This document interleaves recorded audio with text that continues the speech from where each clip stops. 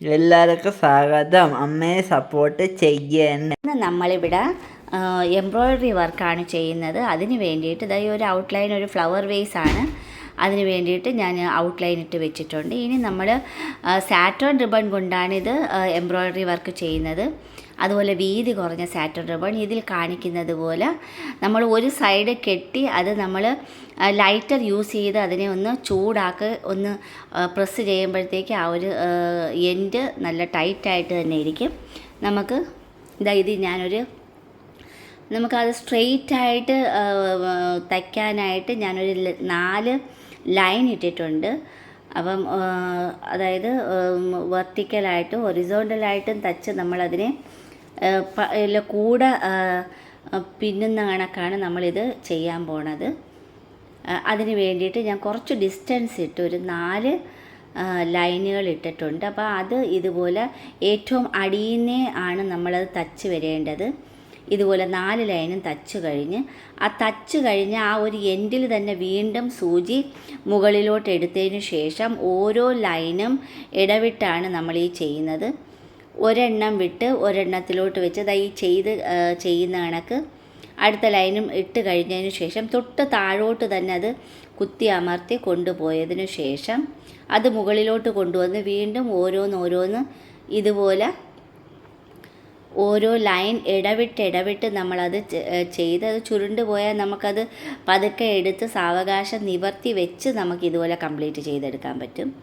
അതിനുശേഷം നമ്മൾ ബാക്കിൽ ഒരു കെട്ട് ഇട്ടെടുക്കുകയാണ്. കെട്ടിന് വേണ്ടിയിട്ട് ആ ഒരു തുണിയിൽ തന്നെ നമ്മളത് റെഡിയാക്കുകയാണ്. ബാക്കിൽ നമ്മൾ കെട്ടിക്കഴിഞ്ഞതിന് ശേഷം ലൈറ്റർ യൂസ് ചെയ്ത് അത് നമ്മൾ എൻഡ് ചെയ്യുകയാണ്. അതേപോലെ ഓരോന്നും ചെയ്തിട്ട് നമ്മളത് ലൈറ്റർ യൂസ് ചെയ്ത് ചൂടാക്കുമ്പോഴത്തേക്ക് തന്നെ അത് ഉരുകി നല്ല ടൈറ്റായിട്ടിരിക്കും. ഇനി നമ്മൾ ചെയ്യുന്നതെന്ന് പറഞ്ഞാൽ വീതിയുള്ള സാറ്റേൺ റിബൺ അത് ഇതുപോലെ നമ്മൾ 2-3 മടക്കി ഒരു വലിയ ഒരു നീഡിലാണ്. ആ ഒരു നീഡിലിൻ്റെ മടക്കി ഇതുപോലെ കയറ്റി നമുക്ക് എടുക്കാൻ പറ്റും. കുറച്ച് സാവകാശം നിൽക്കുമ്പോഴത്തേക്ക് അത് കയറി വന്നോളും.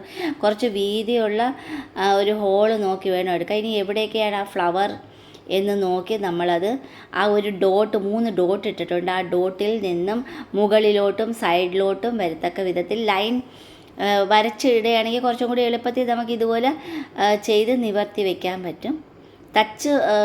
തച്ചതിന് ശേഷം നമ്മളത് നിവർത്തി പിരുത്ത് വെക്കുമ്പോഴത്തേക്ക് പെറ്റലിൻ്റെ ഷേപ്പാക്കി എടുക്കാൻ പറ്റും. അതായത് ഇതുപോലെ തച്ചതിന് ശേഷമാണ് നമ്മളത് നിവർത്തി പെറ്റലിൻ്റെ 2 പെറ്റലായി കഴിഞ്ഞ് ഇതുപോലെ ഒരു 5 പെറ്റലാണ് ഞാൻ ചെയ്ത് കഴിഞ്ഞതിന് ശേഷം ബാക്കിൽ അത് എൻഡ് ചെയ്തതിന് ശേഷം ലൈറ്റർ യൂസ് ചെയ്ത് ചൂടാക്കി വയ്ക്കുക. ഒരിക്കലും അത് പോവത്തില്ല.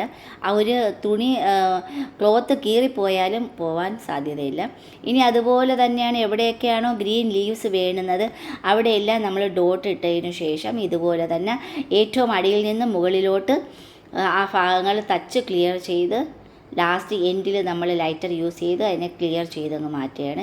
ഇനി എവിടെയൊക്കെയാണോ ഇതിനൊരു ഡിസ്റ്റൻസ് കിടക്കുന്നത്, അതായത് കുറച്ച് ഫില്ല് ചെയ്യാനുള്ള ഭാഗത്തെല്ലാം ഞാനിവിടെ പിങ്ക് കളറിൻ്റെ നേർത്ത സാറ്റേൺ റിബൺ യൂസ് ചെയ്ത് ഏത് കളറിൻ്റെ വേണമെങ്കിലും നമുക്ക് യൂസ് ചെയ്യാം.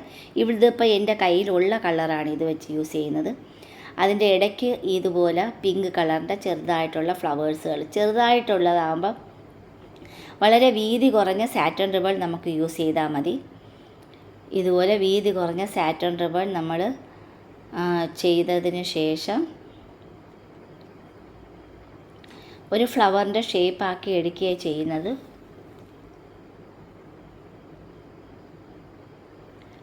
ഇതുപോലെ നമ്മൾ തച്ചെടുക്കുകയാണ് ചെയ്യുന്നത്. ഓരോ പെറ്റൽസായിട്ടും അത് ചുരുണ്ട് പോവുകയാണെങ്കിൽ കൂടി നമുക്കത് നിവർത്തി അതിനെ സ്ട്രെയിറ്റ് ആക്കി എടുക്കാൻ പറ്റും.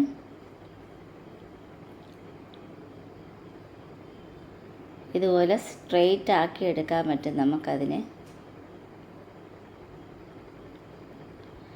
ഇതുപോലെ നമ്മളൊന്ന് ടൈറ്റായിട്ട് വലിക്കുമ്പോഴത്തേക്ക് അത് കറക്റ്റായിട്ട് വന്നോളും. വന്നതിന് ശേഷം വേണം നമ്മളൊന്ന് ടൈറ്റാക്കി എടുക്കാൻ.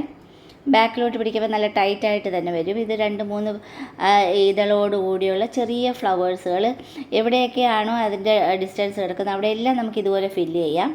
മറ്റുള്ള കളർ വെച്ച് നമുക്ക് ഫില്ല് ചെയ്യാം. ഞാനിപ്പോൾ ഇതൊരു 3 കളറേ എടുത്തോളൂ.